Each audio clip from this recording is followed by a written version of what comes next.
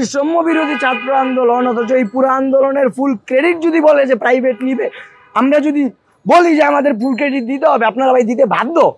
আপনারা আসেন নাই, কথা বলেন নাই, আপনারা আবার দাদাগিরি দেখাইতেছেন কেন ভাই? কালকে আমরা যেই জিনিসটা লক্ষ্য করেছি, ঢাকা বিশ্ববিদ্যালয়ের মধুর ক্যান্টিনে বেসরকারি বিশ্ববিদ্যালয়ের শিক্ষার্থী এবং সেই সাথে যারা কালকে নতুন একটা ছাত্র সংগঠন গণতান্ত্রিক যেই ছাত্র অধিকার পরিষদ যেটা গঠন করছে, ওই প্রেক্ষাপটে ওইখানে যারা ছিল ওদের কারণ তো আমরা সঠিক জানি না, ওরা কেন গেছে, যে কারণেই যাক, কিন্তু ঢাকা বিশ্ববিদ্যালয়ের ছাত্রছাত্রীরা যে আমাদের বেসরকারি বিশ্ববিদ্যালয়ের ছাত্রছাত্রীদের উপরে গায়ে হাত দিছে, এই জিনিসটা আসলে ভাই খুব লজ্জাজনক, খুব ব্যথিত করছে আমাদের।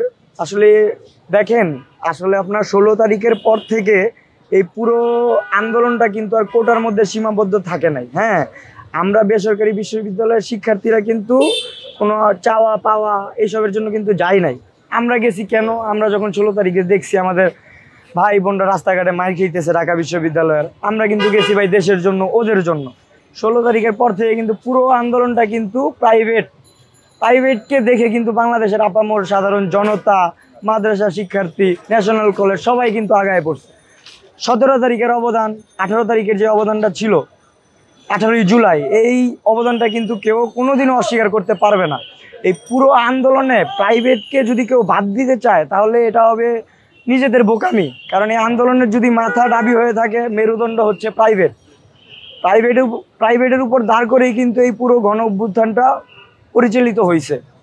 আমরা এখন অনেকেই বলতে পারে যে আপনারা এতদিন কেন আসেন নাই। আসলে কাজ তো আমরাও করছি আমাদের জায়গা থেকে। ধরেন ওদেরটা হাইলাইট হয়েছে, আমাদের কাজগুলো আড়ালে রয়ে গেছে।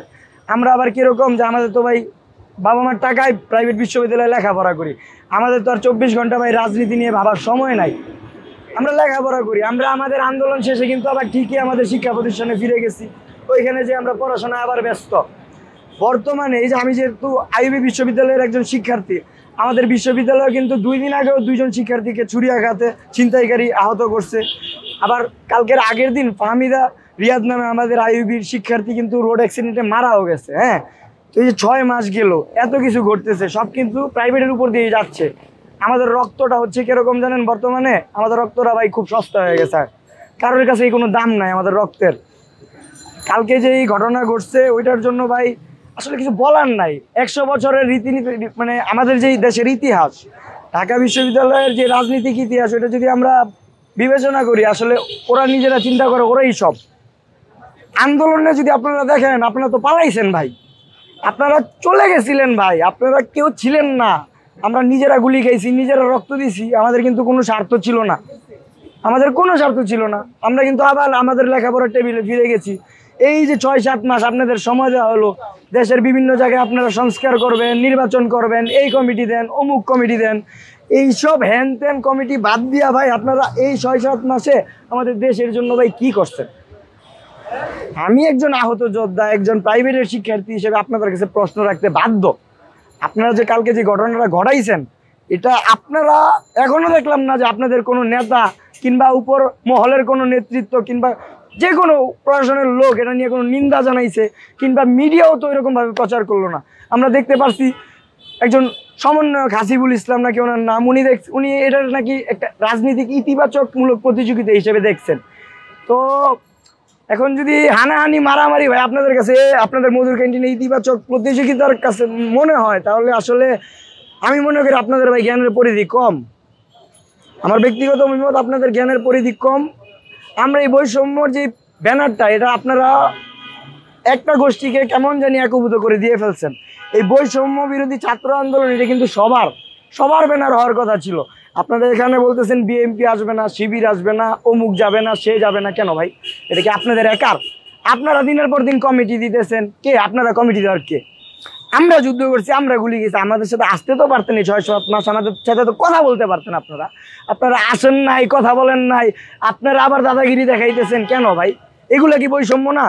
বৈষম্য বিরোধী ছাত্র আন্দোলন, অথচ এই পুরো আন্দোলনের ফুল ক্রেডিট যদি বলে যে প্রাইভেট নিবে, আমরা যদি বলি যে আমাদের ফুল ক্রেডিট দিতে হবে, আপনারা ভাই দিতে বাধ্য। সেই সাথে ছাত্র কলেজ, মাদ্রাসার শিক্ষার্থী, রিক্সাওয়ালা, যারা ভাই ছিন্নমূল, ওরাও কিন্তু এই আন্দোলনে অংশগ্রহণ করছেন, নিজের জীবন দিচ্ছে। আপনারা কয়জনকে চিনেন, কয়জনরে জানেন? আপনাদের পুরো ঢাবি বিশ্ববিদ্যালয়ে কয়টা সমন্বয়ক ভাই গুলি গেছে? আমার নিজের শরীরে 61টা বুলেট এখনও চোরাগুলি আছে। আপনার পুরো 158 জন সমন্বয়কদের মধ্যে কয়জনের শরীরে ভাই কয়টা গুলি আছে আমার একটু খাতা কলমে লেখা এক্সরে করে পাঠাই দিবেন, আমি দেখবো। এভাবে হয় না ভাই। আমরা আমাদের জায়গা থেকে স্পষ্টভাবে বলে দিতে চাই, এভাবে যদি চলতে থাকে তাহলে পরবর্তীতে আমরা কিন্তু আর ঢাবির আশেপাশেও থাকতেছি না। প্রাইভেট ঢাবি আলাদা, আমাদের মতো আমরা থাকবো, আপনাদের মতো আপনারা থাকেন। পরবর্তীতে আপনাদের যদি কোনো বিপদ হয় আমরা কিন্তু আর আপনাদের পাশে গিয়ে দাঁড়াবো না। স্পষ্ট ভাষায় বলে দিতে চাই, প্রাইভেট সম্পূর্ণভাবে আলাদা থাকবে। কোনো রাজনৈতিক প্ল্যাটফর্মে আমরা জড়াবো না। প্রাইভেটের শিক্ষার্থীরা কোনো রাজনৈতিক প্ল্যাটফর্মে যাবে না, জড়াবে না। এবং যারা যাবে, প্রাইভেটের একজন সাধারণ শিক্ষার্থী, একজন আহত যোদ্ধার প্রতিনিধি হিসেবে আমি বলতে চাই, আপনারা নিজ নিজ অবস্থান থেকে যান, কিন্তু প্রাইভেট আপনাদেরকে কোনোদিনও সমর্থন করবে না। Straight forward.